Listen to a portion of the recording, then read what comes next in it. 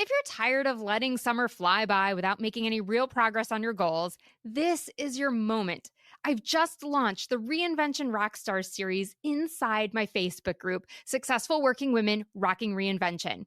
6 expert women, 6 different focus areas, 3 months of high impact content, and 0 excuses. If you're ready to reinvent your life, career, or business, this is your all access pass, and it's completely free. If you worked with each one of us individually, that'd be over $30,000. So don't miss out and let another summer slip away. Join us now. You'll find the link in the show notes. Welcome to Rock Your Reinvention, where I help high-achieving career women like you get unstuck, make your corporate exit strategy, and successfully transition to your next chapter. Hi, I'm your host, Karen Freeland, a certified life coach and corporate exit strategist. Whether you want to start a business, become a speaker, or something else, I'm here to give you the tools and strategies to shift your mindset, build your confidence, and take bold actions so you can rock your reinvention. Ready? Let's go. Today we are talking ego. This is probably one of the biggest obstacles the women I coach face outside of money. And if you think about it, they really go hand in hand. Right? You're a high-achieving woman, a high-earning professional. You've spent years building your career, and now you want to make a change. Not only do you have to be okay with potentially earning less, but you also need to embrace a completely new identity. And your ego doesn't like either of these changes. Why? Because your ego has quite literally built this persona of you. And when you reject it, you're basically rejecting your ego. Unfortunately, your ego is not going to take this lying down. It's going to fight back. Your ego is going to feel bruised and want to maintain its power over you. But now that you know that, you can be prepared for it and reclaim your power. So today I want to unpack a few things that have been helpful for me and my clients in overcoming our egos, especially when we're considering a move like leaving corporate. You're definitely going to want to take some notes. So if you can, have something to write down your thoughts as they come up. And I hope that you will be able to unearth a lot of those thoughts and emotions that you haven't been able to label before and kind of really understand where they're coming from so that they aren't in the driver's seat. Okay, so here we go. The first thing you need to do when battling your ego is lean into your ego's desires. Yeah, go ahead and just let your ego take control for a minute, right? I had a client who recently confessed that she loves when her boss praises her. She's thrilled when her team makes comments about what a great leader she is. And she's over the moon when peers recognize her brilliance. And so her main concern about leaving the corporate world is, how is she going to feel when she no longer works a typical job? How will she feed her ego? She enjoys that. And that's a big hole that's now going to be missing for her. See, because for her and for many of my clients, right, this is very black and white. You feel like you can only feed your ego in corporate, but nowhere else. So I want to shatter that belief for you today because it's false. There are so many other places that you can feed your ego from, right? And you've put so much into yourself, into your job. You've put so much time and energy focusing on your career that right now, that probably is the main source of sustenance for your ego. But there's so many other ways that you can lean into this. So a great way to overcome your ego is to start exploring all the ways that you can experience validation, praise, ego boosting in your new career, in that next chapter, that reinvention that you're going to go through. So if you're starting a business, you're certainly going to be praised by your clients, by your peers, by your team if you have a team, partners, vendors, people that you work with. If you become a speaker, your audience members, your podcast audience, right? Those people who you talk to, they're going to be praising you. If you write a book, your readers or your followers on social media are going to validate you and give you praise and kudos. Right? And all of a sudden, when you start listing these things out, you realize there's going to be no shortage of praise in your new career. It's just that you've always gotten it from this one area. So you haven't been thinking about the other ways that you could feed your ego. And then what about outside of your 9 to 5? It might be from your spouse, from someone in a volunteer capacity, or from another family member or friend. I will tell you, my husband boosts my ego all the time around my cooking. And I was a terrible cook when I first left corporate and when he was working longer hours and I was the one home making the meals. And like, I could just kind of see on his face sometimes he just took one for the team and ate the dinner, but he really wasn't that happy. But over the past 5 years, as I've gotten better, more creative, I tried new recipes. I've just sort of learned the basics of cooking because I never did it before. He praises me all the time. The other day, he was just saying, like, the cauliflower was better than the main dish. He's like, and that's saying something because who likes the sides? Like, you've just made vegetables delicious.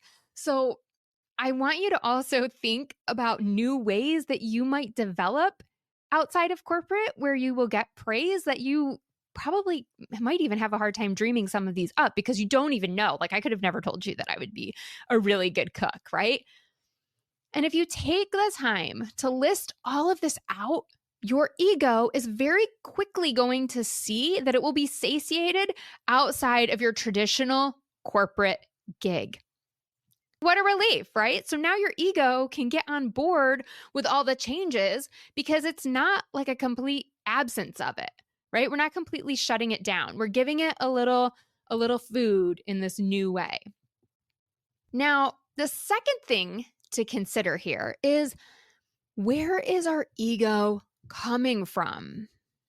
Your ego is merely a mask. And if you are like me, that is slightly triggering. Okay, quick backstory.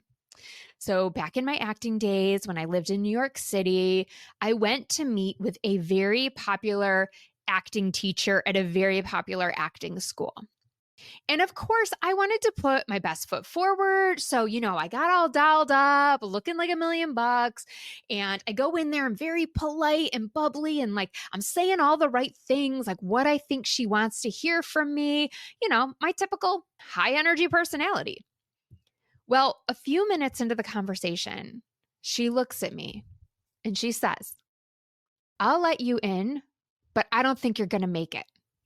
And if you want to be successful, you have to learn to take your mask off." Like, insert record scratch here. I was floored. And internally I was like, what the F, like, who are you? Who do you think you are to have this tell me about my mask or whatever? Like, I'm just trying to be nice, lady. But a piece of me was really rebelling that she had seen through it all. How did she know I'm wearing a mask? Like, what? I was so confused and I was really offended. But of course I have my mask on, right? Like, we just met. Wasn't that what you do when you meet someone? Like, you don't show up and bare everything, right? But anyway, we all have masks. And if you want to overcome your ego, you really have no choice but to ditch it.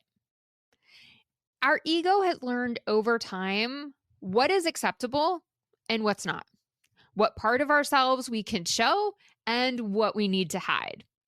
And because of this, your ego is partly trying to protect you and partly not even real. It's just a figment of your imagination, of your circumstances, of your environment. And when we live in this egocentric state, we're constantly in a state of anxiety. Is this all starting to click now? Is this like starting to make some sense? Because your ego needs to be fed. And because it needs to be fed, it always has to perform. You can never fail or make a mistake. You are perpetually in the fight or flight mode. You're always seeking approval. You're always seeking validation. And to take it one step further, if you ever have to do something outside your comfort zone, like leave corporate and start a business, finally pitch yourself as a paid speaker, I don't know, take your expertise and start offering consulting on the side, you're going to self-sabotage because the risk feels too great, because you don't want to fail. There's no room for failing in your ego's persona. So the question becomes, do you really want to live like this anymore? What would happen if you let go of the mask and you focused on taking the right steps to live a more fulfilling life, to get where you really want to go in your career, to achieve those big goals?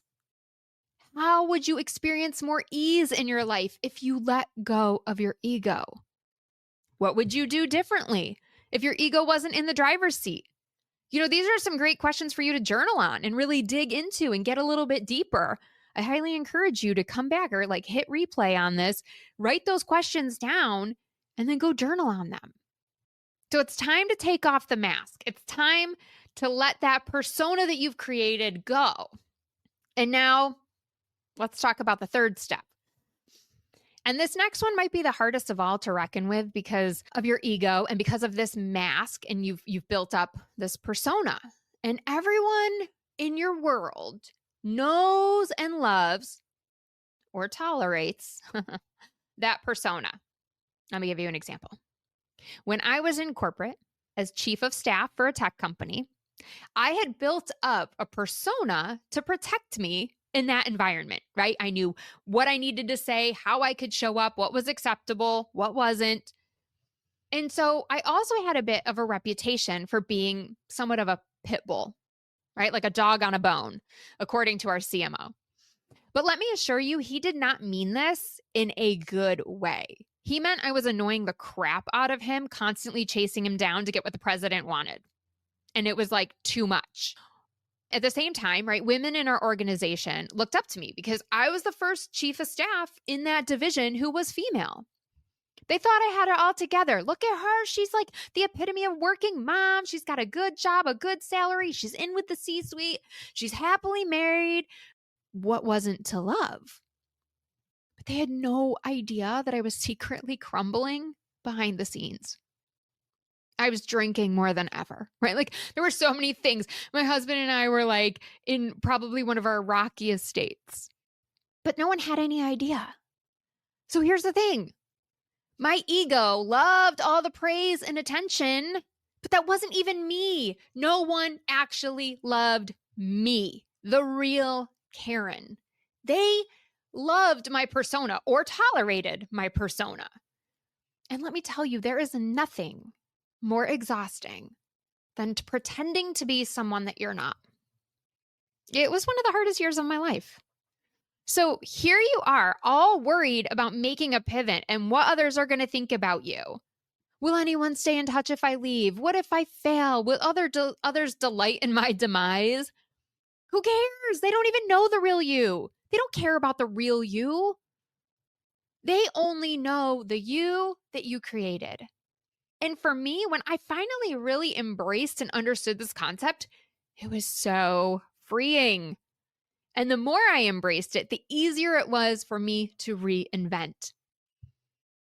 Who would you be if you stopped hiding behind your persona? That is a very powerful question. Lastly, and I want to be really blunt here, please don't take it too personally. Your pride is getting the best of you.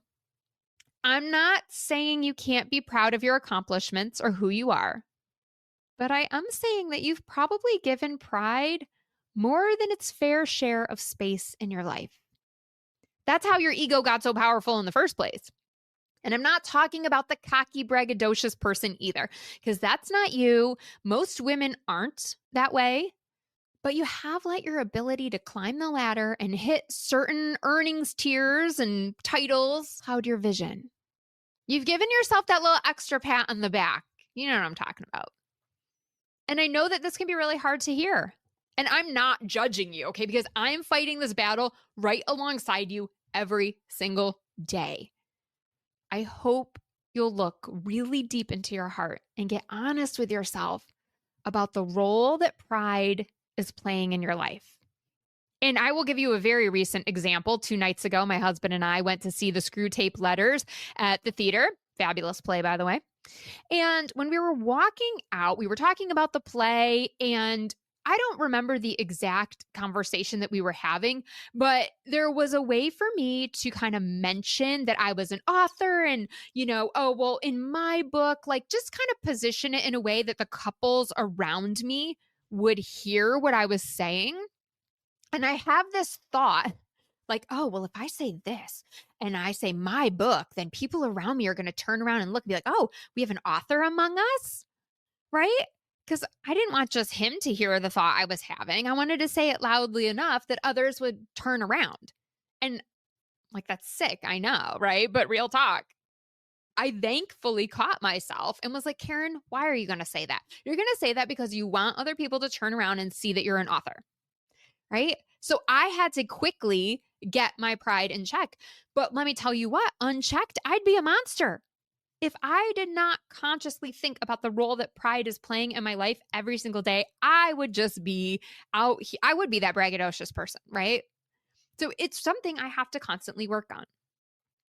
And for me, because I have a very spiritual life, right, I've had to ask God, like, what is the role that you want pride playing in my life? Where can I be more humble in my life?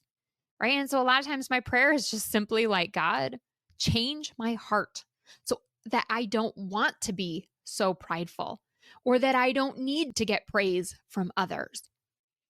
And if you're not religious, that's okay, right? Just how would you be more humble without your ego, right?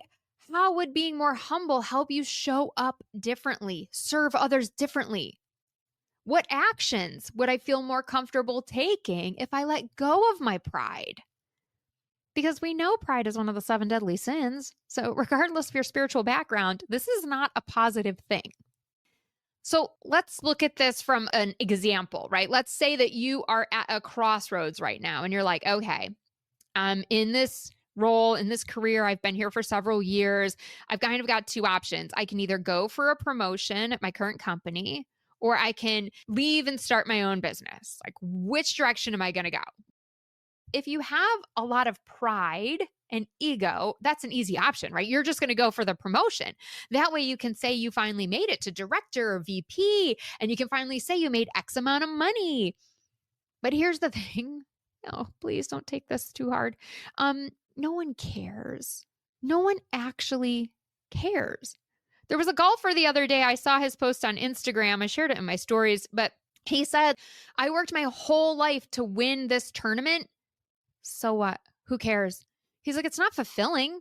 He's like, yeah, it's great. I accomplished it, but this isn't a fulfilling life. Then I'm like, okay, now where do we go for dinner? Right? It's like you work so hard to achieve this thing. And then it's like, okay, next. So I hate to like be the bearer of bad news, but this is your ego. This is your pride pushing you. And if you let that go, you might realize that you can start a business and make nearly as much money as you did, but now do it on your terms. And that's a pretty admirable thing to do, right? That's pretty badass, is it not? Going back to my first point, right? You'll have no shortage of things to feed your ego. I promise you that. But what if we even look at it more humbly? You won't have to have performance anxiety anymore because you won't be in that state of having to prove something to someone or prove to everyone that you can do this business. Instead, you'll just be you, executing to the best of your ability, living out your most authentic life. What could be more freeing than that? But you have to be willing to let go of pride, or at the very least, put it in check. So there you have it. 4 ways to ditch your ego so that you can truly reinvent your life and be the person you were created to be. As a reminder, first, you're going to make sure you lean into that ego. See all the ways that you can feed it. I think you'll be very surprised. Then you're going to ditch that mask because you are hiding behind that and it is just preventing you from being your authentic self. Then you're going to stop hiding behind your persona because it's not even the real you. And people are just like in love with this idea of who they think you are. And then we're going to tamp down our pride. And if you want support with any of these things that we discussed today, be sure to keep listening for how to book a complimentary empowered exit call with me. I would love to help you rock your reinvention. Thanks for tuning in. I hope you're inspired to take action by committing to one of the tips or strategies we talked about in today's episode. If you want more accountability and support, I've got your back. Book a complimentary Empowered Exit Strategy call today.